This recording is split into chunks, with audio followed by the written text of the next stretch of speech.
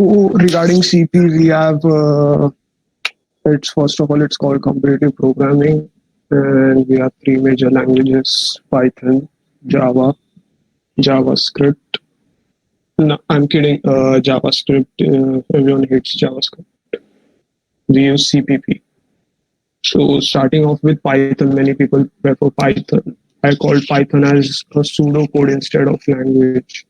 Like it's awesome for development. They have done some really great work with the ML libraries and shit. But Python in CP is just too much. It's so slow that if they were to use Python code for writing the Python libraries itself, then it would have taken so much time that you would have felt that you are in 1980s or 1990s. Even the Python code is written in C, C++. Next up is Java. So Java is a cool language, but they have done some awesome work with the strings, by the way. If you come across a question which includes manipulation of strings too much, Java is the way to go if you're good with it. But rather than that, the downside of Java is that when it comes to the advanced data structures and other part, Java is a bit complicated, more complicated than other languages to adapt to and learn. The next comes up is CPP.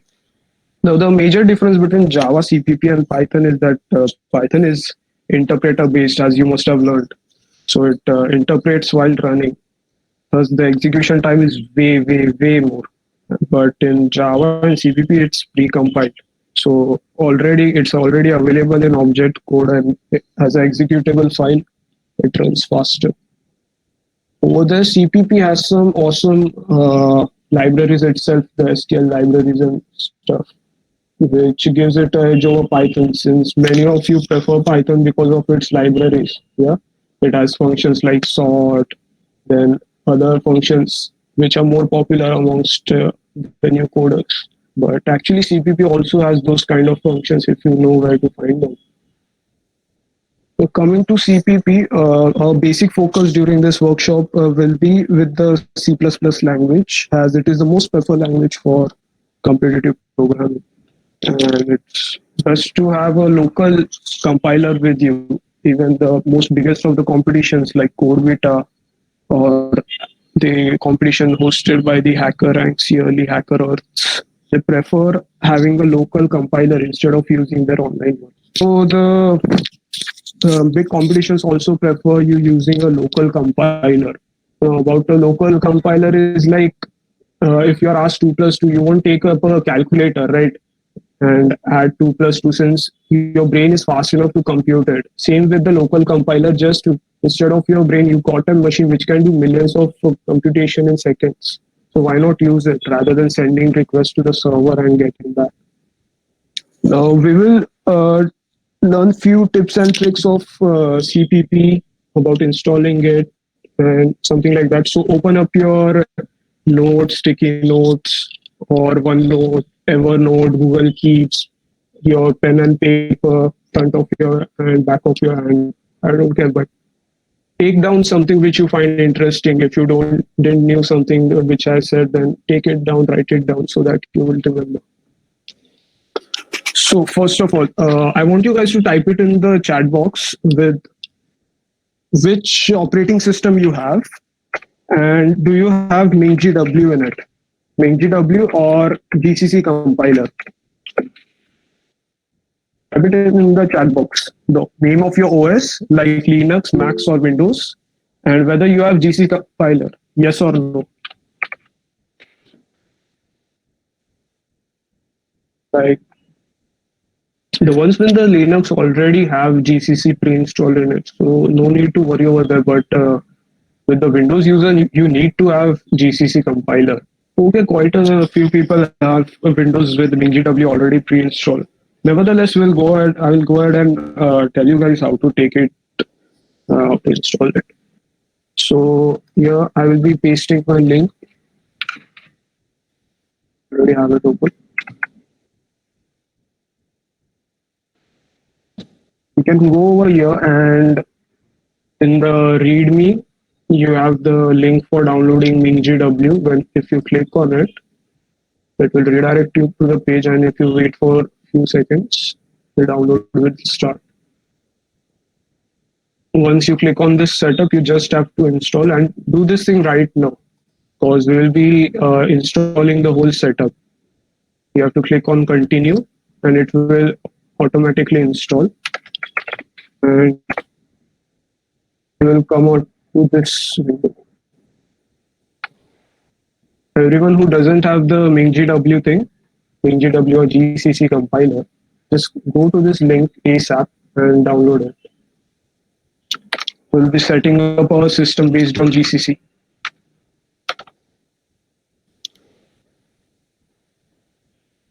It should take about a minute or two to download it. And as I have said earlier, you need to have a Sublime text editor. It's not necessary for CP, but the session we are going to do today is going to be in Sublime and this whole setup is going to be in Sublime. So I prefer if you have Sublime with you right now. It will take just a minute or two to install. Get it done fast. In case you are done with your MingGW installation, it just takes few seconds. You just have to install this one, the MingGW32 GCC G++-bin, which is a C++ compiler. Just click on it and mark for installation. Since mine is already installed, it's disabled. You just have to click mark for installation and click on installation and apply changes. Once you apply changes, you just have to click continue and it will be installed. Yeah, one more thing. Do you have Sublime right now or are you installing it? Just type it in the chat box. Those who don't have Sublime can just search for Sublime on Google and download it for Windows right here. It will take just a few minutes.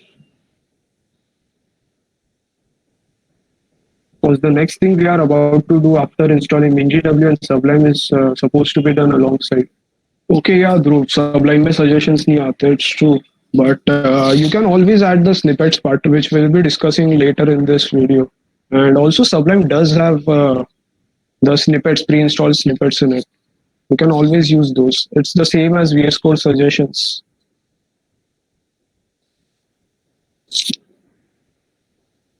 It's something which Sublime is something which I really prefer because I use VS Code for development purpose. So for CP, I want to enter completely different zone.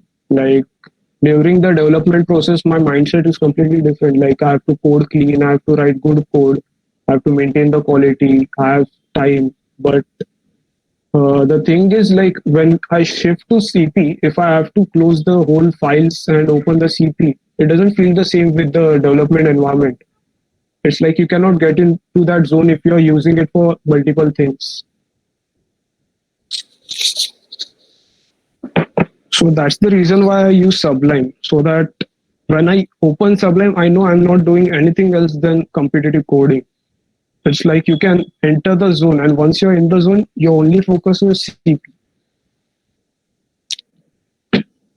Always keep your development environment and competitive coding environment different. And VS Code has lots of distractions around it. Sublime is a bit more minimalistic according to me. Like it provides a cleaner UI. You don't need much of UI for C, right?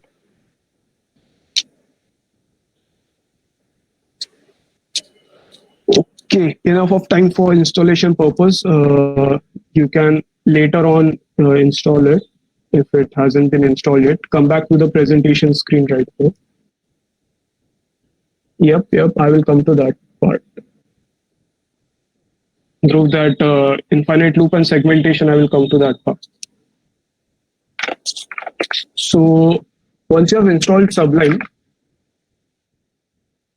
you have to open up the Sublime and press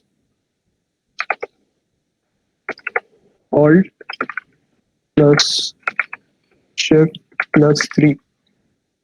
Pressing this would give you 3 panes, just like this. And then just resize them sideways. Here, you will have to save. Create a folder. Right now, I'm creating one in my desktop itself. and I'm writing it as ram.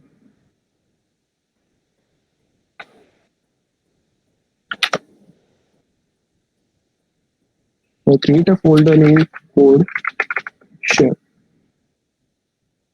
and I see this thing. So go to code chef and type. Pay attention over here. You have to save it as input.in, and when you save it over here, it should be output.in. Save these two files in the code chef folder or the code folder, whatever name you prefer, but the naming input.in and output.in should be the same.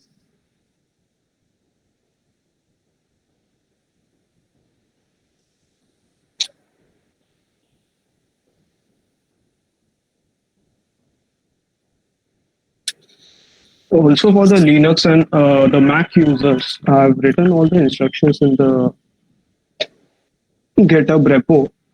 For Mac, if you don't have GCC pre-installed, you can install it using Homebrew. If you don't have Homebrew, first go on this link, install Homebrew, and follow these two commands: brew install GCC and brew install core utils.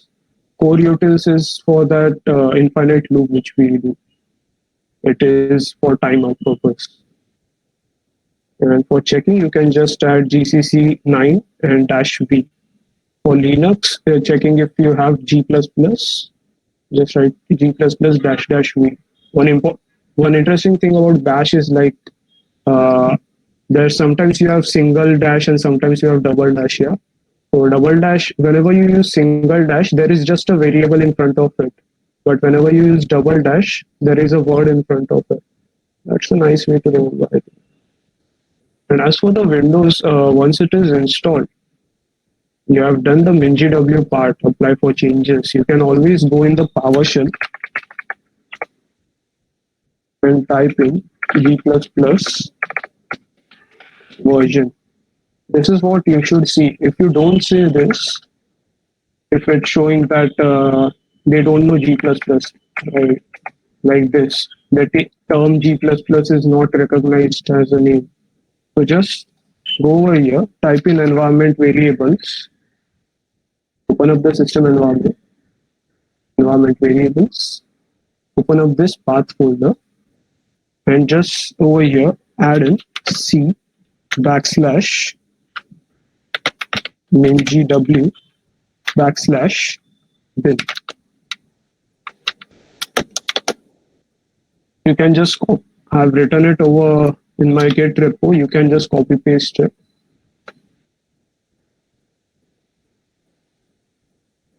Just copy paste this path, and this is where your installation should be. By the way, by default, it's installed in C MinGW.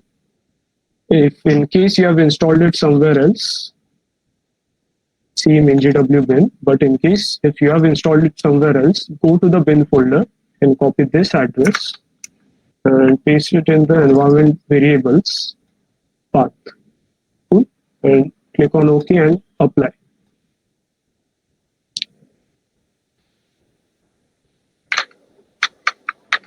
So I hope everyone is done with the basic MinGW and Sublime installation part. Yeah.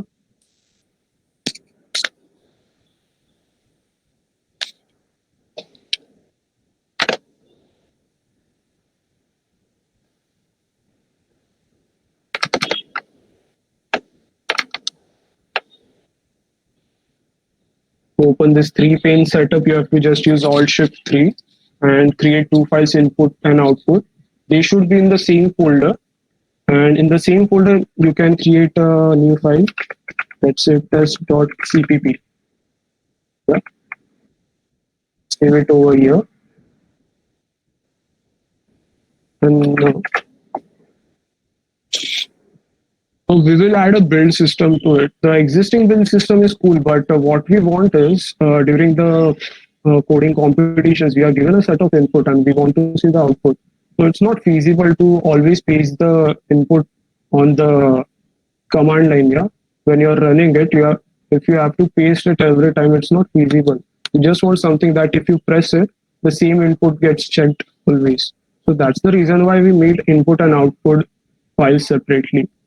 So for that, there is a command line, commands for running CPP and storing it in the output, which I've already shown here in my Git repo. If you go in Linux, Macs, and Windows, according to your OS, you can go over here. When you click on it, just copy up this whole thing as it is. Copy this whole thing up. Go back to your Sublime, Tools, Developer, Build System, New Build System. And in this, just paste the whole thing.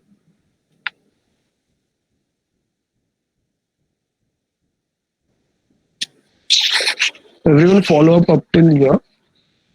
And once it's done, you have to just save it with the name, like instead of untitled, you can just write in anything like C++14, something like that.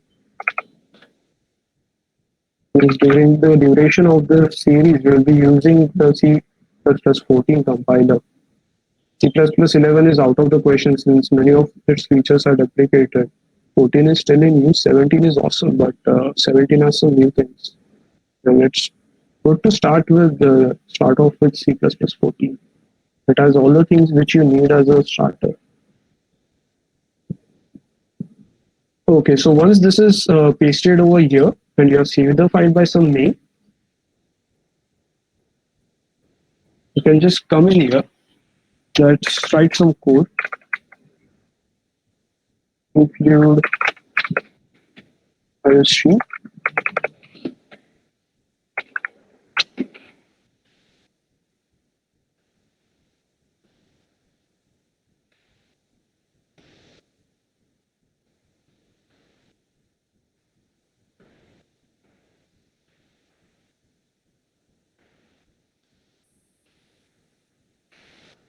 A good common practice to use return 0 with int main. Many of you using the Turbo C would have been using void main, but void main is not applicable as of, since long time ago actually. It is not used since the system mostly runs the main part and needs some output, needs some return value. So it's always preferred that you use int main. Anyone using void main should stop it and start using int main instead.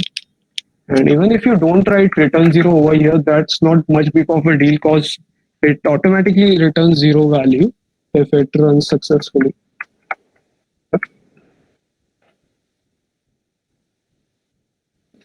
Yep. Once you save it, just go to the tools, build system, and select whatever new name you use. Like this is the one I'm using right now, CPP1. This is the name I saved my build system with. Just select it and press Control B. The output of this program will be shown here in output.in. I hope everyone is getting this, and if someone has errors over here, just restart your Sublime and mostly it will be gone. Since those errors are relating with the new compiler which you just installed, MinGW. Sometimes it's not loaded in the Sublime soon, it doesn't detect it. So if you just restart your Sublime, you should get rid of them. So once you press Ctrl B, the program should run like this.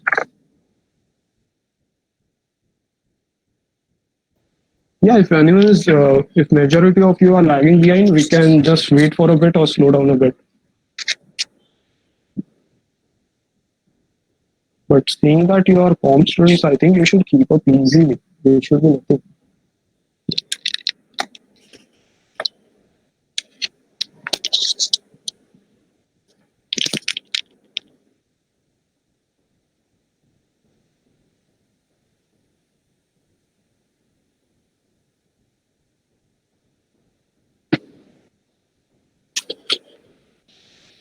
So again about the build system thing, just in case you're lagging behind, go to the build system, new build system, and over here you just have to paste the whole thing which I have given in my repo.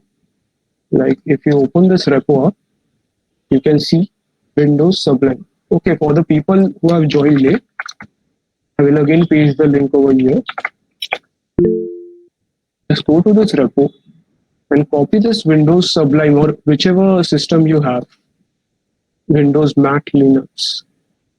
Just copy it up, go back to Sublime and paste it over here. Simple as that.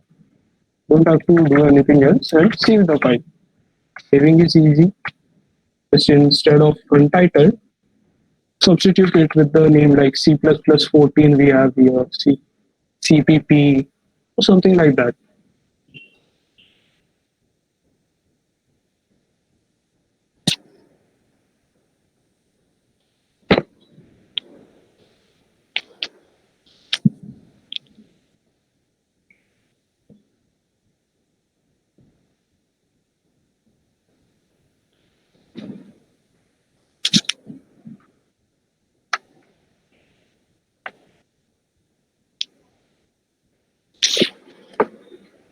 I'll wait for a minute or two just in case if anyone is lagging behind. Because once it's set up, it's easy, free road from here.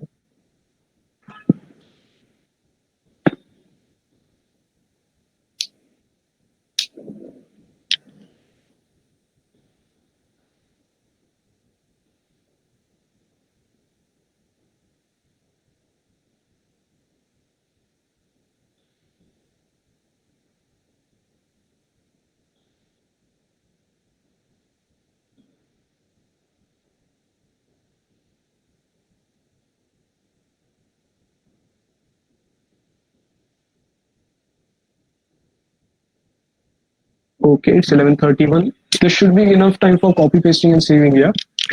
So we are done with this. Now we come back to Sublime. Everyone on the presentation screen, please. Everyone come on meet. Okay. So in CVP generally, if we want to use some special functions, pre-defined functions, we have to import the libraries accordingly. So if I want to see out the, let's say, power of 5, I reach to 2, let's say. So it's 25, but if I want to use something like power, I have to use the math library for it. If I don't use, then obviously I will get the error. So every time you have to use something like that, you have to include a library. And after a point of time, you have to use so many things for complicated programs that this is full of hashtag, hashtag, hashtag. So rather than that, we can just substitute the whole thing with a standard library called bits slash standard C++.h. If you didn't know about this one, then be sure to note it down somewhere, because this is an important library. Now, this is also the reason why we use the GCC compiler. First of all, GCC compiler is used throughout the major coding platforms. Like for CPP, there are many various compilers. For Mac, we have the Clang. For Windows, we have the MSV, the visual one. But for Linux, the GCC is pre-installed, and GCC is something which is used throughout the coding community on the online platforms. So it's best to have the common thing which the community uses, so that you won't be interrupted by any unknown errors. And this bits.std++ is a header file which is only and only found in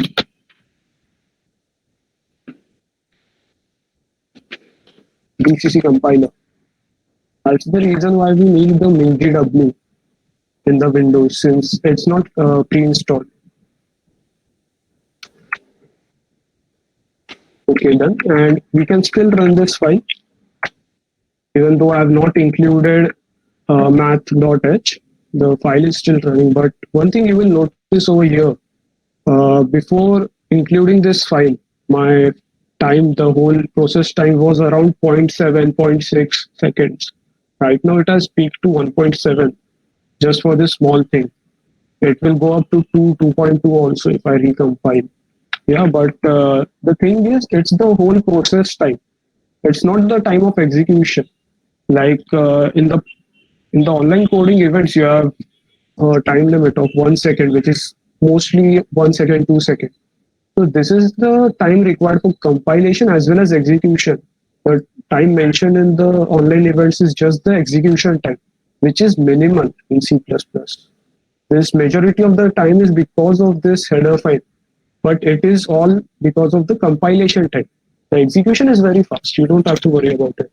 And just in case if you are interested that what all header files are included in STD C++, you can just head over here after the workshop, and I've just copied down the contents of the STD C++ file, and all the header files which are included in it are mentioned over here. So back to here. We have been, as developers, it's a hobby to just ignore all the warnings which we have. So I've in the build, I've given this wall command, which will essentially display all, not all, its abbreviation is warnings all, but it displays a certain set of warnings which are common occurring and which will be enough for you for now. So if I'm writing something else, int a, and I'm running this program, I'm getting a warning, which I would not normally get if I didn't have this wall command in it. So it's a warning that int a is declared but not used. Now, these warnings are not essentially that fatal to a program, but they are waste of resources. They point out to the waste of resources or something which could possibly go wrong in the runtime. So as starters, you should always pay attention to warnings and solve each one of them. I would say that you should consider warning as errors, and you should only give up, means you should only finish up the code if there are no warnings in it. Until then, you should keep working on it and optimizing it. Also, the input function is very awesome. Like over here, if I have phi, same a, and C out a plus 10i. So if you just build it up, it will give phi and phi plus 10, 15. So here you can paste all the inputs which are given in the test cases in this file directly. And when you run it, it will be shown over here. So it's easier for you to see rather than the terminal interface. This one is much more easier to copy paste it at any given point of time. Yeah. Now coming up on the input output operations, since we are doing the basics, we won't go into any major data types, but input output is a simple thing. Yeah. So in C++, most of the people prefer C++ over C because of the cin and cout functionality, right? But cin and cout, although they have their advantages, they are much slower than our scanf printf. But you know what? Even scanf printf takes more time than getchar. There's something more. You also have getchar lock, which is like the ultra instinct mode of the getchar section. It is so overpowered that there are some questions where you have like large inputs. It is mentioned that the question is going to have large inputs. In such cases, you are suggested to use getchar unlock because it's way more faster than cin, and you will always get a runtime error when you are using cin with large inputs. Since it's way too slow. You should always use it accordingly. But the problem which you face is like you migrated from C to C++ thinking, okay, C in C out is way more easier than writing scanf, giving double quotations, %d, then again writing here ampersand x. Yeah, this is way too hectic. Why should I always write this much when instead I can just write scene x, as simple as that. But this also has a fix. There is something called macro functions in C, C++, over where you can just define, give it a name. Like macro functions is like giving a pet name to things. So here, if I write si, scanf,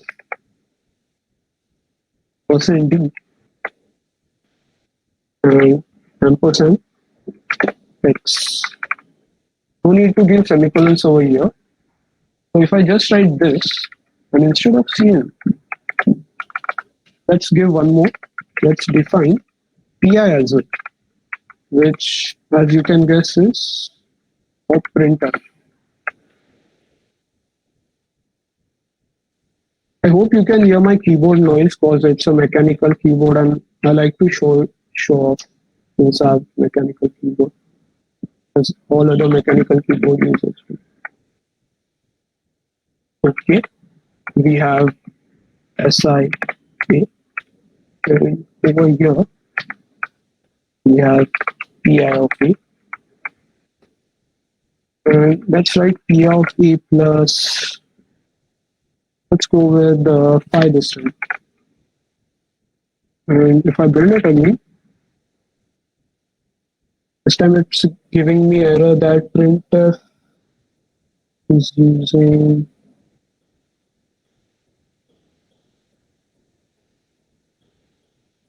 yep.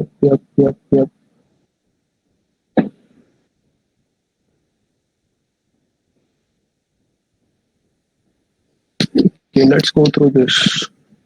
It's but as to okay. printf में the and लगा हुआ है क्या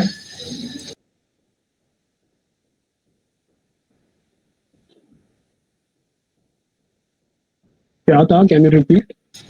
printf pi of x में and % लगा हुआ है address में स्टोर कर हुआ है नहीं इसमें नहीं डिफाइन पीआई printf %d फिर and x है थर्ड लाइन में जो एम्परसेंट लगाया हुआ है एक्स के पहले वो अरे यार damn shit. That's what I was thinking यार.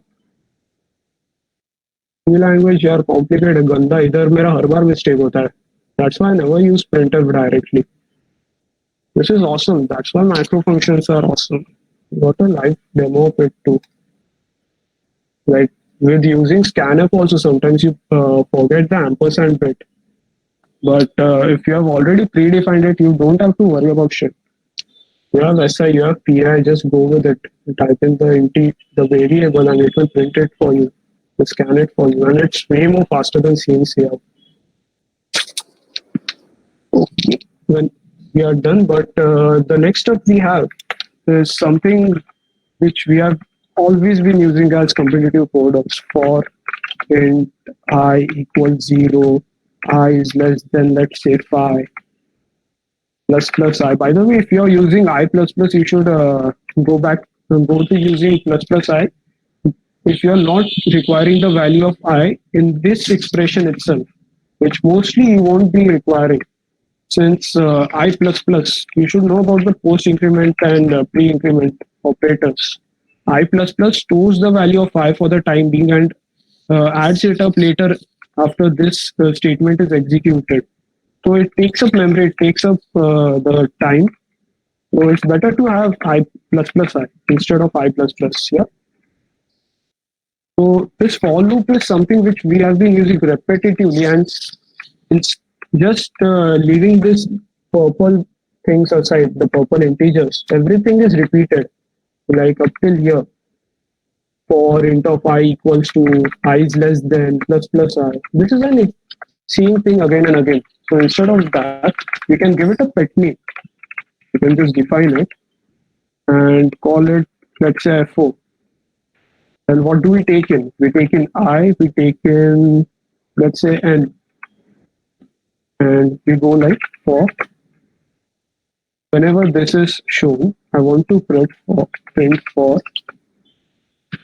I equals to 0, I is less than N, and I plus plus. Yeah.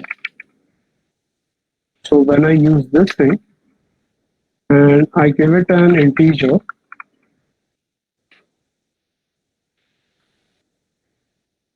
I over here, and I give it a number, let's say 5.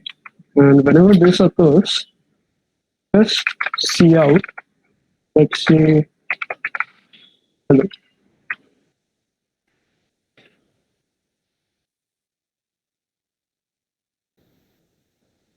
Uh-huh, uh-huh, uh-huh.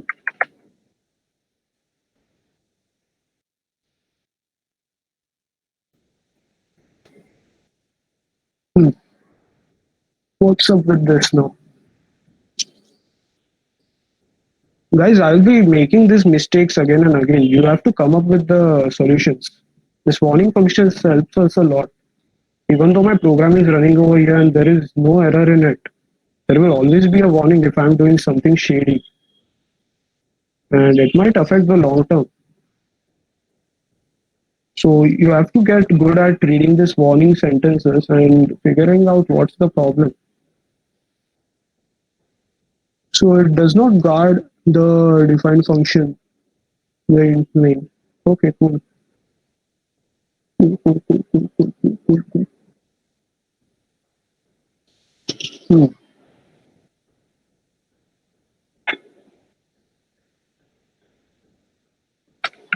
When we run this, what is the warning we are getting? The same one, yeah? And when we run without this one, the warning we are getting is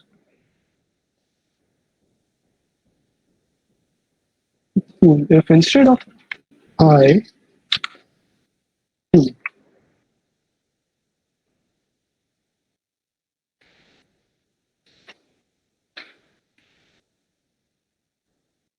the same thing, yeah?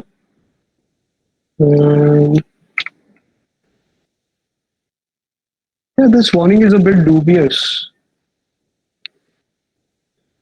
Let's see if we can come up with something for this by the end of this workshop.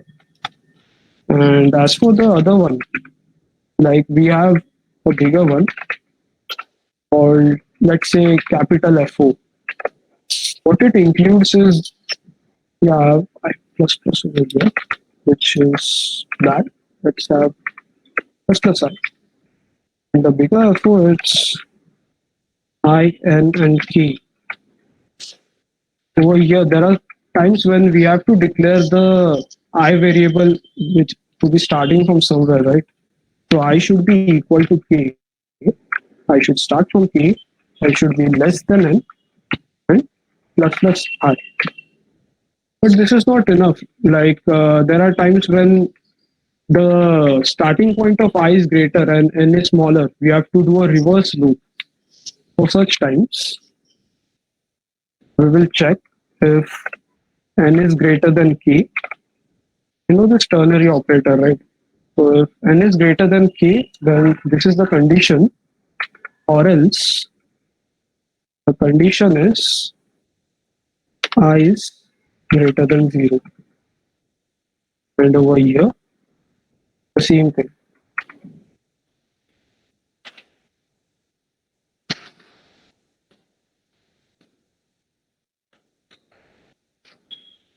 N is greater than A, we need plus plus I.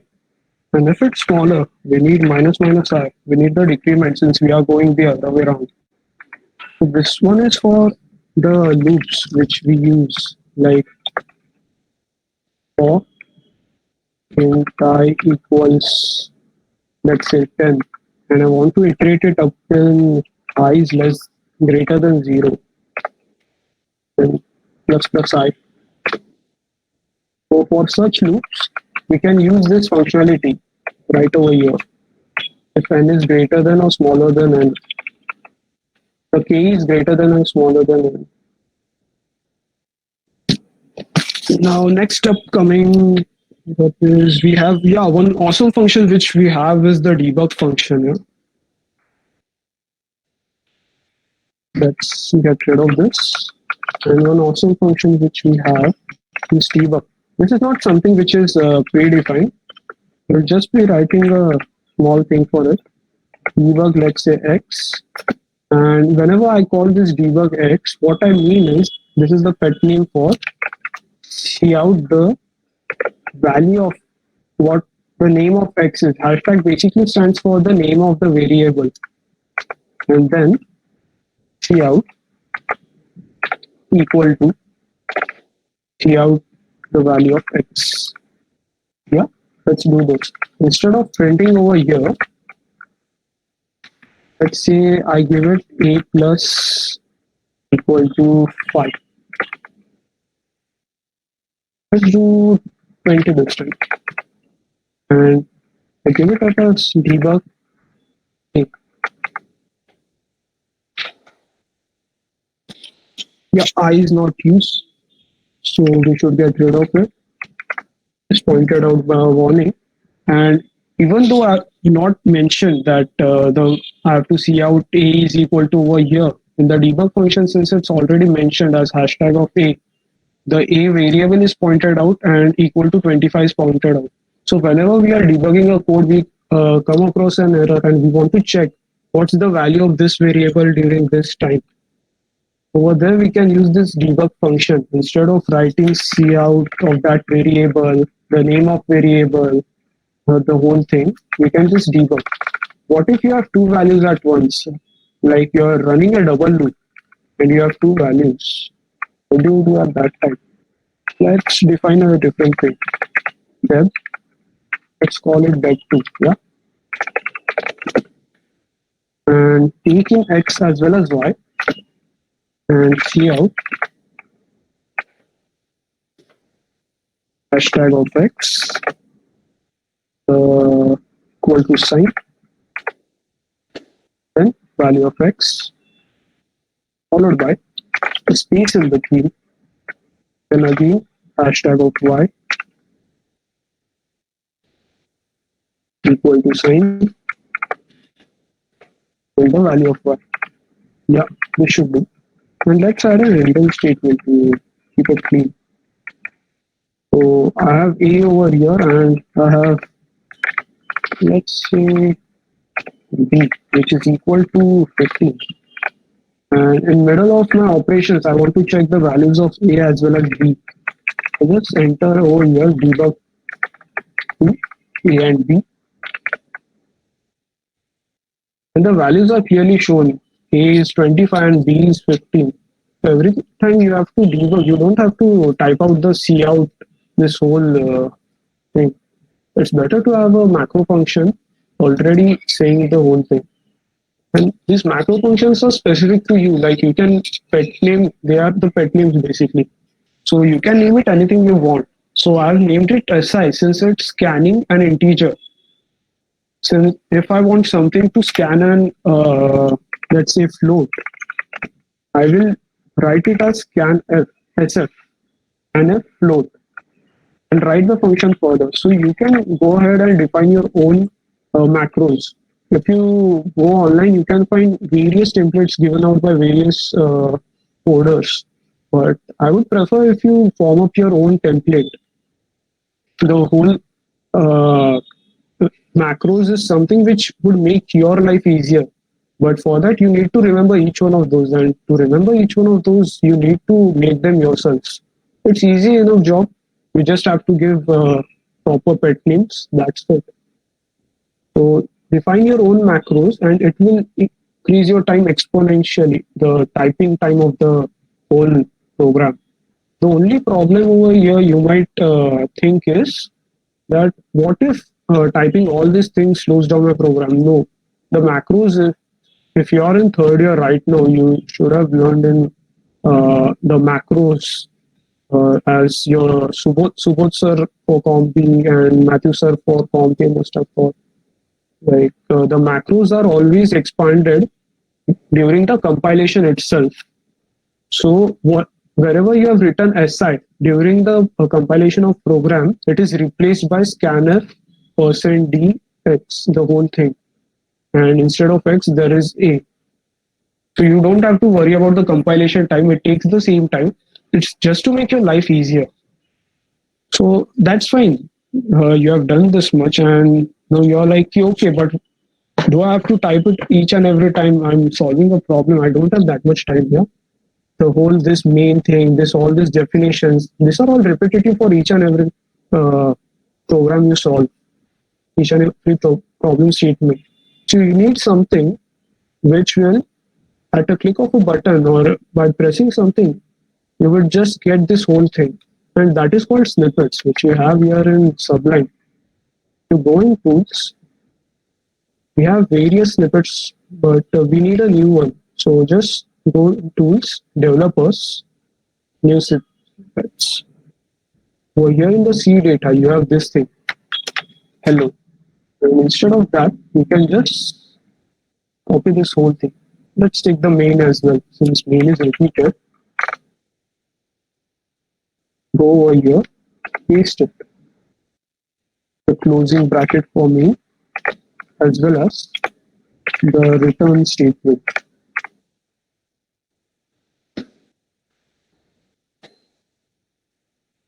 And let's save it as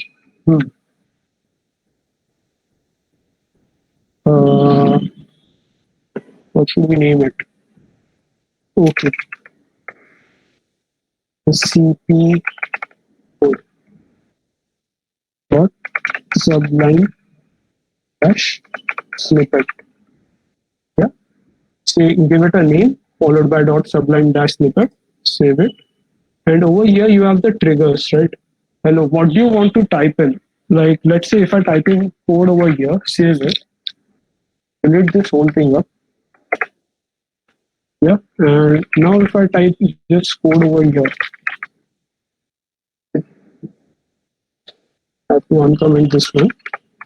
Okay.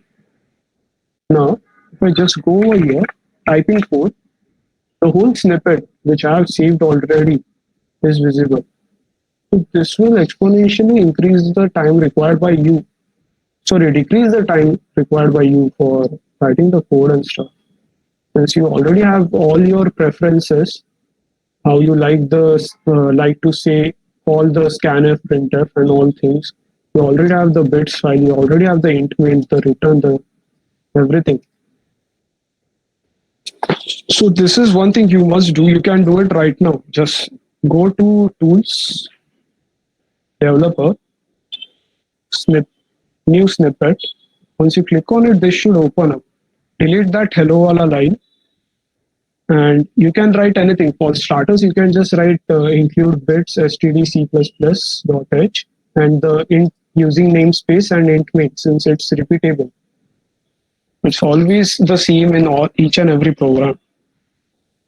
Just mention that over there and go below. In the tab trigger section, uncomment this line. For uncommenting, you just have to remove these two things, the comments, or else you can just press Control and / and type in whatever keyword you want. So next time whenever you want to code, you don't have to start with hashtag, include, and stuff. You can just go code and you will have the whole thing over here.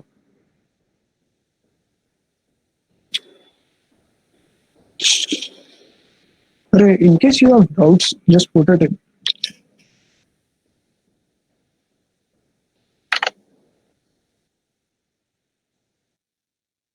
Yeah, that ampersand bit was actually shit. Like in printf writing ampersand. That was no open. Snippets is something you should keep developing throughout your journey of CP. If you are really interested in CP, you will start with the basics of basics, like scanf, printf, and while you go up, you should give pet names to each one of them, like SI, PI. Then we have vectors coming up. For that, we have VI.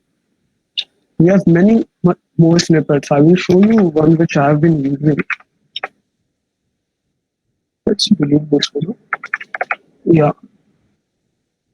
over here I've defined the FO, SI, SS, SS for the string, SL for the long, PI, printf, PL for long, PS for string, the debugging, the pushback which is used in strings as well as vectors, first, second used in the sets, make pair used in the sets, and this all thing is basically used when you have to traverse through vectors and stuff, which will be coming up later. Then I have type definitions over here, mod. Yeah, these whole things will be covered later on in the future sessions. Yeah, this is one awesome thing. Yeah, if you are using sometimes like let's go over here. Yeah, in this, if you are using cout has its own benefits. You know, like if you want, if your program says that you want to return a hexadecimal code, so normally you would think, okay, I have to write solve this whole thing and also return it in hexadecimal. So I have to separately write a function for converting it to hexadecimal. But that's not the case. In cout, you can just write hex, and you know the hexadecimal of 10, right? It's supposed to be A. So if you just save it and build it, it will return A. If you do 11, it should return B. And it's a B. So cout has its own advantages. You can do the same in printf as well. If you didn't need, you could just use printf %x this time and return, let's say 12. 12 should be C. So you have C and B over here. That's the case. But so you might use cout as much more advantages like set precision and stuff. That's a completely new session, completely different session.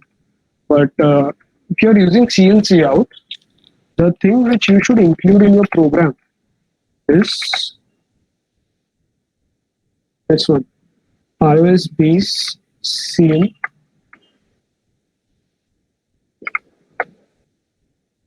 right over here. You should include this.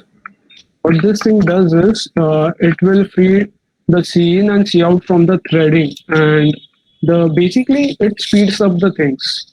Instead of going into the whole theory of it, I will just say that it speeds up the things. iOS base sync with stdio0, sync tie 0, and cout tie 0. 0 is basically for false. So I will add this up in my GitHub repo. Later you can just copy it from there. It will just synchronize C and C++ and unbind C and cout. The threading is unbinded, so unthreaded, sorry. So it gets much more faster, and they are both threaded with each other and untied from the other threads. Yeah, it's a big theory. If you're really interested now, you can research the whole heck out of C++ in the site called, if I remember it correctly, learn C++. Yeah, this one. This has some awesome work in it. If you go through it, it's very interesting. You can go through the entire thing, and the way they have written the things about C++, they are not necessarily needed for CPP, but they are fun to read. You get a deeper understanding of why certain things are the way they are in C++. So this was basically the thing the things you can do to ease up your competitive programming, like the repetitive things which you do. For that, you can do all these things. Like you used to write the input for your program in the command in the terminal itself while running it. Rather than that, we have a file for it now. We have the output file over here. Then we used to declare all the header files. Instead of that, we have just bits.stdc++, which is only available in GCC. And also in the version of C++ plus 14, above 14, not in 11. Then we have the scanf, printf, the functions which take lesser time but more time to write. and might make mistakes like the ampersand mistake I made over here while typing it out during the pressure of competitive programming. So for that, you can just pre-declare it and just call in SI and PI, the pet names for it. And again, this whole thing is to avoid this whole thing, even though these things are supposed to make our lives easier, still these are repeated everywhere. So why not use shortcut for these things as well? So we created a snippet over here where we just pasted this whole thing and gave it a code word, the trigger. And whenever we come up over here and type that trigger, we'll get our whole thing ready and we can get to the actual work, the actual coding, rather than giving all these pre-required files. So that's it for today's session. In case you have some doubts, you can always contact me. I will leave my contact ID somewhere. You can hit me up on my Git repo if you have some suggestions in the header files, or if you have something to add, we will keep iterating it and we'll keep adding this up in the repo. And by the end of this semester, we'll have a great repo together. We'll all contribute to it and we'll make a DMC repo, DMC coding repo, like the ones they have in Stanford. If you're familiar with competitive programming world, the IPCP competitions notebooks are made by the bigger universities like Stanford and Harvard. They have their own CP, let's say, notebook where all the best practices by them are written. So we'll aim for the same. Let's see how this goes. This is for the starters, and you should start implementing these on your programs and you will see the difference soon enough. So that's it from my side for today. I hope you guys followed through. I took it a bit fast since slow is not fun, yeah. Going slow is not fun at all. We completed in dot. We started at 11.5. We ended at 12.6, 12.5, 12.6. That's a good enough speed. And I will be sure to edit this out and add the important bits of this whole session on YouTube as well. So in case if you guys get stuck somewhere, you can always go back there. Yeah. So thank you for being over here. It has been a great session. Yeah, what was it? Debug function strings mein chalega. Of course, yeah. Guys, Wait, if you have any doubt, you can ask. Yeah, wait, let me just demonstrate it. If I have a string, let's say str, and it contains hello. If I just debug it and put in the str, it returns hello. Actually, wait, I'm not presenting it.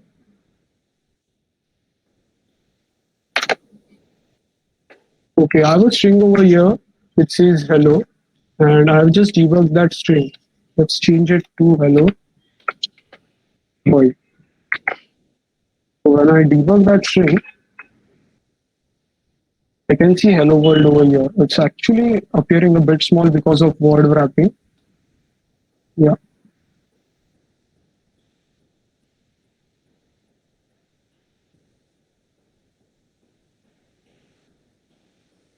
So it works on strings as well. It works on all the primitive data types. And regarding the data types, I'm planning to take it up in the next session. Like there are many interesting things about the data types which, as a starter, most of the people don't know. So we'll be covering up in the next session. You can write it up in the feedbacks if you have some topics which you would like us to cover. Yeah, STL is obviously the next step after we are done with all the basics. But right now, we want people to follow through. We want everyone to follow through. So we'll be going with all the basics. And once we are confident enough, we'll take STL, we'll take harder challenges, we'll take algorithms, which are harder to solve. And since we know, we have confidence that we have taught you all these things, we know that you already know these things, so we could easily take up all the advanced topics. Yeah.